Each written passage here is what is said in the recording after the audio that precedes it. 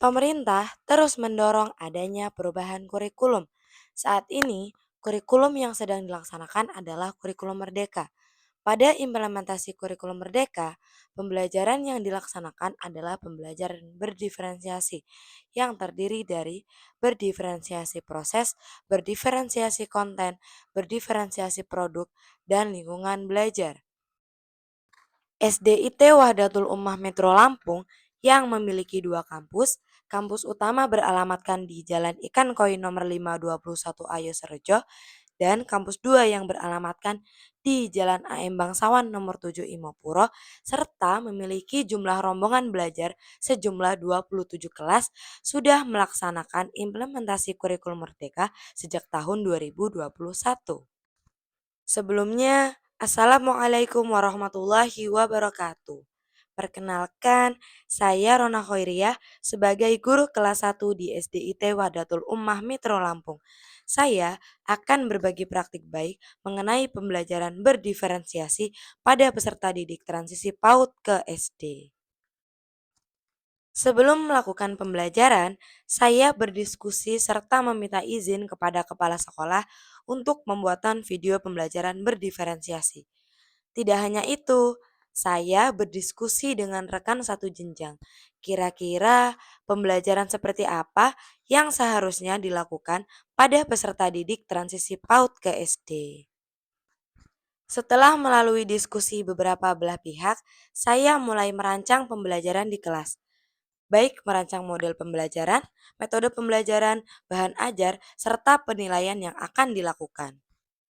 Peserta didik kelas 1 yang mengalami transisi PAUD ke SD perlu dilakukan penguatan fondasi. Di antaranya, fondasi nilai agama dan budi pekerti, fondasi keterampilan berbahasa, fondasi pemaknaan belajar yang positif, fondasi pengembangan dan keterampilan motorik, serta fondasi kematangan kognitif untuk kesiapan dalam pembelajaran. Penguatan kemampuan fondasi bisa dilakukan pada pra pembelajaran. Di SDIT Wahdatul Ummah, kegiatan pra pembelajaran adalah melakukan pembiasaan-pembiasaan yang baik, seperti Gema Asmaul Husna, sholat duha, serta penanaman nilai-nilai profil pelajar Pancasila. Sebelum melakukan pembelajaran, terlebih dahulu dilakukan asesmen diagnostik, yang mana untuk mengetahui gaya belajar seperti apa yang disukai oleh peserta didik.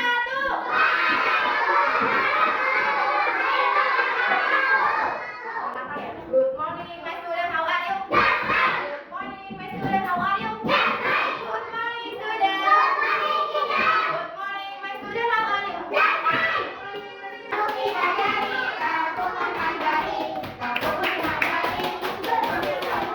Usai melakukan kegiatan pra pembelajaran, proses pembelajaran diawali dan dibuka dengan berdoa yang dipimpin oleh salah satu peserta didik yang sudah terjadwal setiap harinya.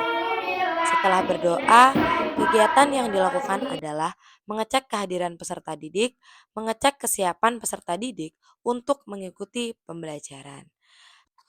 Setelah itu, melakukan pembiasaan pagi atau disebut dengan majelis pagi. Biasanya, kegiatan yang dilakukan pada majelis pagi adalah menceritakan kisah Rasul, kisah sahabat Rasul, ataupun kisah kehidupan sehari-hari. Jangan lupa ajak peserta didik untuk melakukan ice breaking supaya mereka lebih semangat dalam mengikuti pembelajaran.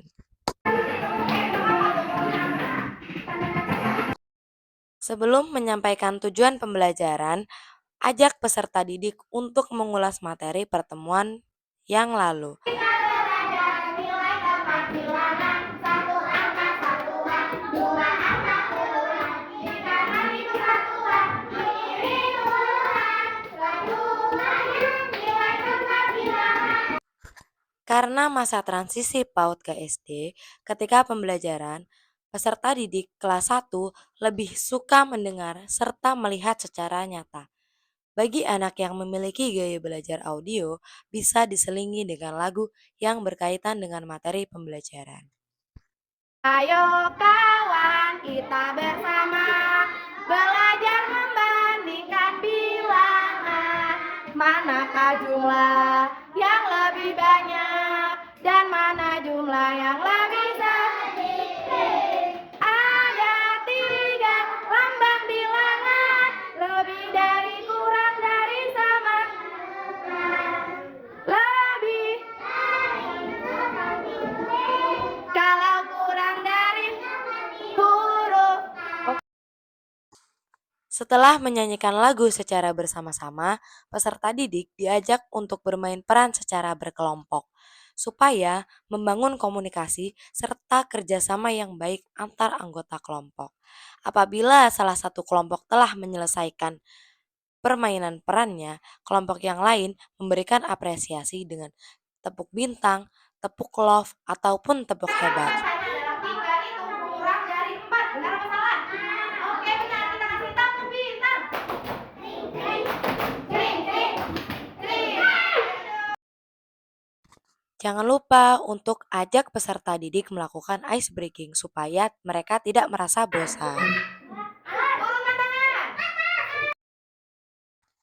Setelah bermain peran secara berkelompok, peserta didik melakukan bermain peran secara mandiri dengan cara menjawab atau mengerjakan tantangan pada karton yang sudah tertempel di papan tulis. Bermain peran ini bertujuan untuk mengukur sejauh mana pemahaman peserta didik.